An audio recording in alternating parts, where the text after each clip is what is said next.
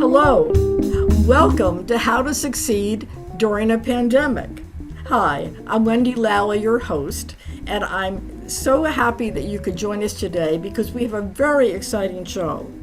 The show today is actually going to be on what's happening in the Chicago commercial market and what will be happening in the future. And to find that out, we've invited three guests who are experts in their field, and their field is commercial real estate in the Chicago market. The first person I'd like you to meet is Craig Nadborne, and he is a tenant representative for Bradford Allen.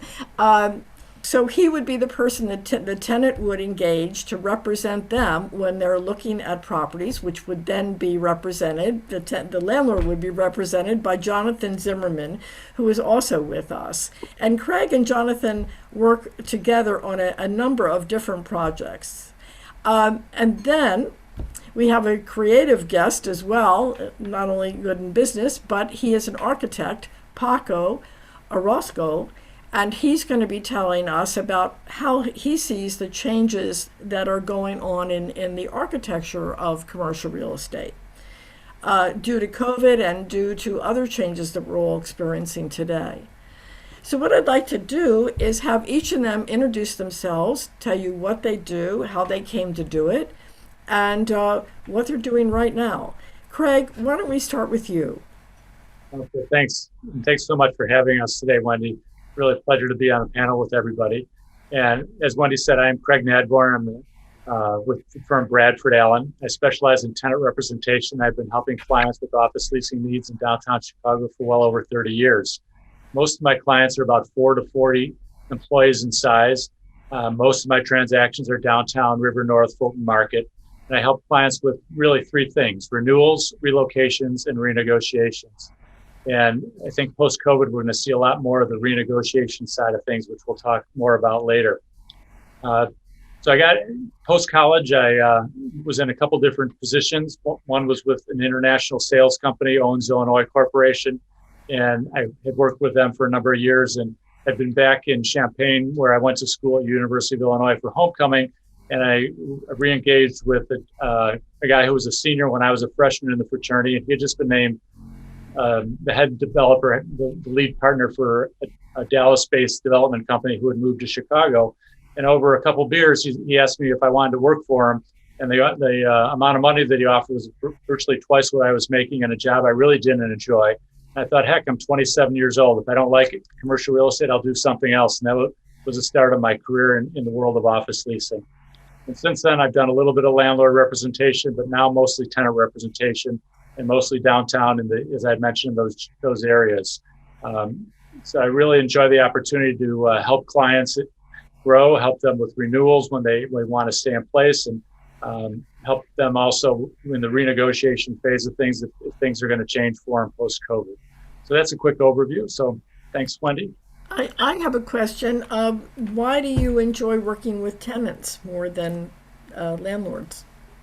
Well, it isn't that I don't like working with landlords, but when I started my career, I was a landlord rep. I was on a building with another person, and the tenant rep would come in, and for every dollar the tenant rep made, we made 50 cents, and I split that with somebody else. And so I made a quarter for every dollar the tenant rep made. And I thought, heck, what's wrong with this equation? I want to become a tenant rep. So over time, I figured out how to do that. And that was in the suburbs. I moved myself downtown, and that's how it all started. That makes a lot of sense to me. Jonathan, how about you? Thanks, Wendy. Thanks for having us today. My name is Jonathan Zimmerman. I am an executive vice president with Incommercial Property Group. I've been in the business for about 25 years now, just celebrated my 25th anniversary on President's Day. I had been working as an intern at Smith Barney, doing a marketing job, Morgan Stanley. And conveniently, as I graduated, my boss left to go work for a competitor, and I took over her job. And in touch, 6 months into it, I was just bored out of my mind, miserable, hating life. I called her up just to complain, basically, and she said, "Hey, you ought to talk to my boyfriend. He is owner of a small commercial real estate firm downtown. His business is booming and he badly needs help. And I went to talk to him and he convinced me it was the greatest profession in the world. And you can earn money, meet all kinds of people, and it's going to change your life forever. Boy, did it ever. So I was with him for a couple of years. Then I went to work for Rubloff, one of the legendary names in Chicago real estate, where I headed up their modestly sized commercial practice for about 15 years. When they sold, I formed my own firm called Willard Jones Real Estate, and just this past September merged it with Incommercial Property Group, where we're going to be building a brokerage division for downtown Chicago. We have about 25 buildings now that I brought with from my previous firm. And not only are we looking to represent more, but we're also looking to acquire some. History. So, so you only, is it downtown Chicago only, or are you all around the Chicago area? I only do work downtown. My motto is if I can walk to it, I will work on it, and I can walk very far. But when I first got in the business, someone told me, this has always stuck with me, pick an area, become an expert in it, and stick with it. I think that's good advice. Yeah. And Paco, how about you? Would you introduce yourself to everybody and tell them Yes, about your firm? absolutely. So my name is Paco Orozco, like you mentioned, and my firm is Techno Ltd. And let me get back to how I got to Techno Ltd. Into the commercial field. I first started doing restaurants, so more in the hospitality, but still part of the commercial. From then, I moved to designing and planning mega churches. So, the Willow Creeks, the Harvest Bible Chapels. And surprisingly enough, these facilities, they share a lot of the same characteristics as commercial spaces, such as, Willow Creek would have a grocery store, a car repair shop, medical facilities. I mean, you name it, they had it. But now primarily focusing on commercial spaces, hospitality, and institutional and techno. And we do work both in the suburbs and in the city, but our main market is in the city. That's the bulk of the work that we do.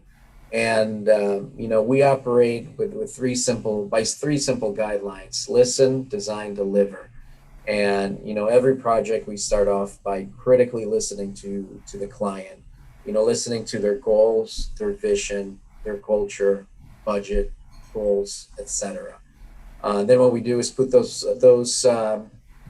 thoughts into a design in order to stay within budget.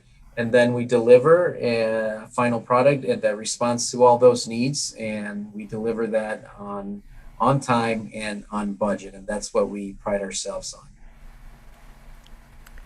on. Are you from Chicago? I'm actually not. I was born in Mexico City. My family moved to the States when I was 10 years old, and then we've been in the suburbs of Chicago since. I've been living in Chicago since, probably around 2003. So, yeah. Because it's such a wonderful city for an architect to live in. I live in Oak Park, so I'm very conscious of the architecture of my village here. So Yes, a very exciting town to be an architect and be designing. Absolutely. So, how about if you all give us an overview of what you see the market doing right now in your particular area? Craig, why don't we start off with you? Happy to. Thanks, Wendy. Right before COVID, downtown Chicago real estate was probably at its zenith as far as excitement. There was deals happening. We had record rental rates. Beautiful buildings were being built, and then all of a sudden it came to a crashing halt. Since COVID, we've seen vacancy rates reach its highest level ever in downtown Chicago, currently roughly about 18%. We've seen sublease space been added back to the market. We have twice as much sublease space on the market today than we did a year ago. In 2019, 2020, we had about 4 million square feet of office buildings that opened their doors. They're now about 57% leased. And we have about 5.5 million square feet of space that's currently being built for delivery in the next 6 to 24 months. It's only about 35% leased. So you add all that together with the work from home phenomena, people not knowing whether or not they're coming back to the office, and if so, how much office space they're going to need. Not to mention the civil unrest we had, and kids still working or schooling from home. There's a lot of indecision, a lot of inability to make decisions right now. So landlords are, although they haven't really felt the hurt yet, meaning that most tenants are still paying their rents in full, as these leases start to roll over and more companies decide how much space they need or really don't need, impacted also with the sublease space and everything else I mentioned, I think we're going to find it's going to be a banner year for tenants, probably for the next 2 or 3 years, and the concessions are going to be larger than we've seen in a long time. I think landlords are going to try real hard to hold on to their base rental rates, but we're going to see big reductions in how much tenants are actually paying after the concession packages are weighed in. So once we can make decisions, we're going to start seeing some volume. Volume was down considerably. I saw one statistic that said in 2019 versus 2020, third quarter versus third quarter, volume in downtown Chicago was down 85%. And I don't, over the course of the whole year, was down maybe 40 or 50%, but it was very front year loaded with deals that were happening in the beginning part of the year. And now we're trying to wait for that vaccine so we can all start getting to a little bit more active environment. Tell me something. Were the tenants were able to pay their rent? Does that mean they were still able to do business because people were working at home, or because they were given government help? I don't know so much about the government help, although I'm sure many of them did get it.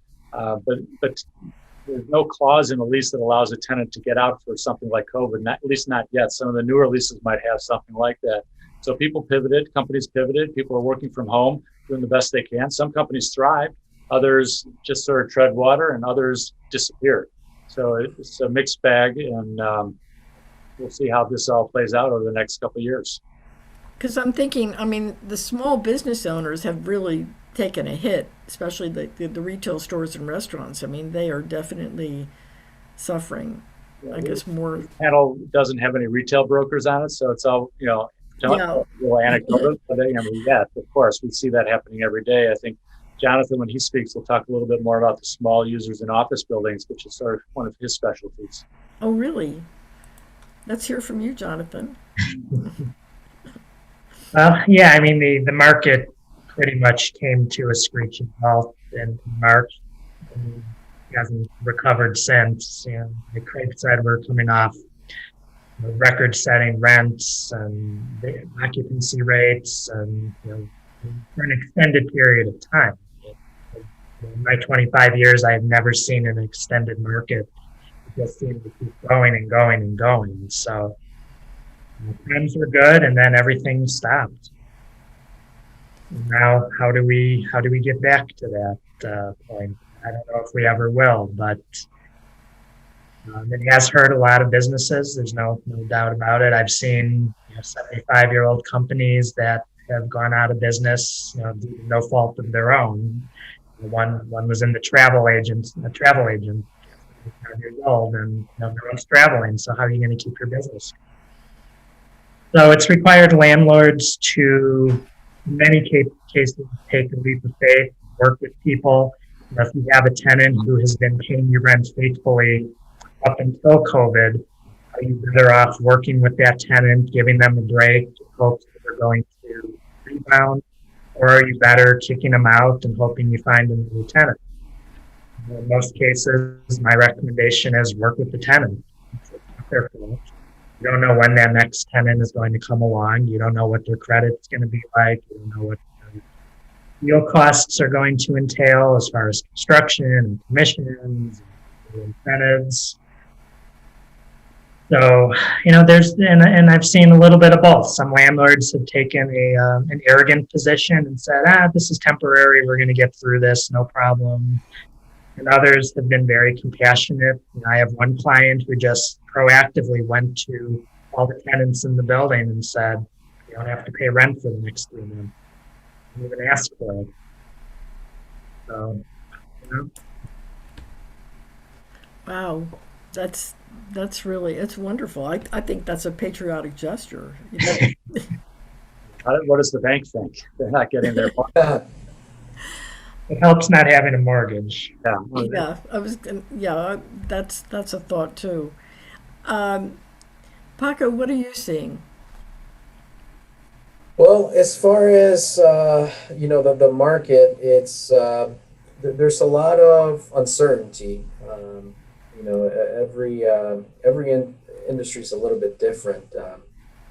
Right now, a lot of what we're hearing or getting is landlords spending some investing money in spec suites. Being able to have spaces that are ready for people to move in. That's a lot of what people are asking for right now. But it's volatile, and it's hard for people to commit because there are so many questions that are up in the air. When and if people are going to be coming back. The space that they're going to require.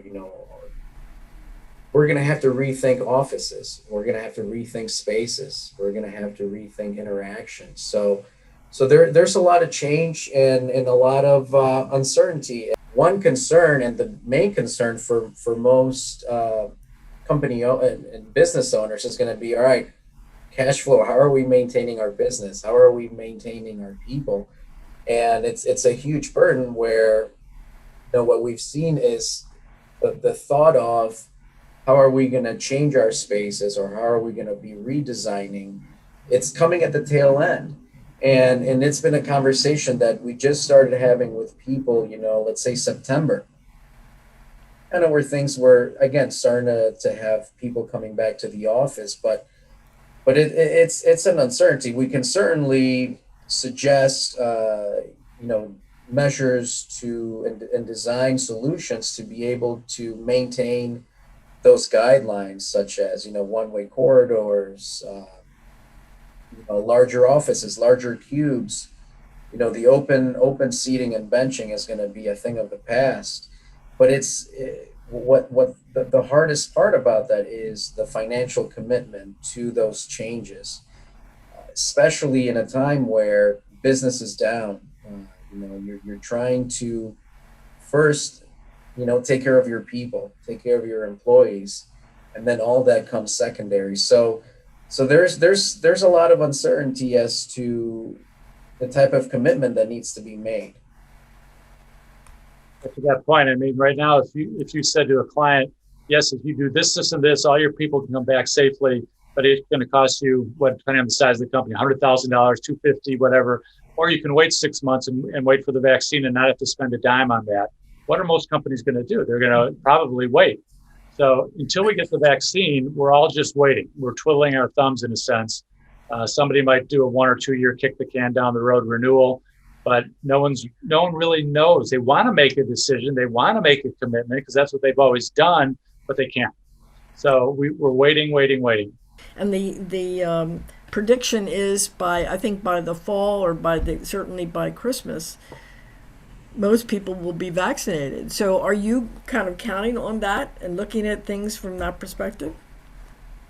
I'll jump in and say absolutely. I mean, we're just, volume was down, as I mentioned. I mean, personally, I often do 20 to 40 transactions in a given year. Last year I did 6. So I thrive on velocity. I thrive on volume, whether it's 1,000 feet or 10,000. Yeah, sure, I get paid more on the 10,000 foot deal, but I'd much rather have 10 1,000 foot deals than one 10,000 foot deal, because if I lose one, I know I still have something going on. And also, I just enjoy helping people. And so 10 times to help people 10 times, yeah, it's more work, but that's what gets me going. That's what gets me out of bed every morning. And that's why I do this. So I've spent my time Zooming and networking and doing things and keeping in front of people the only way I know how right now.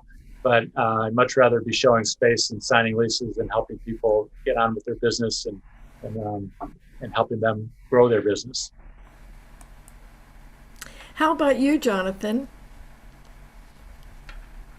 Yeah, I really agree with a lot of what Craig said.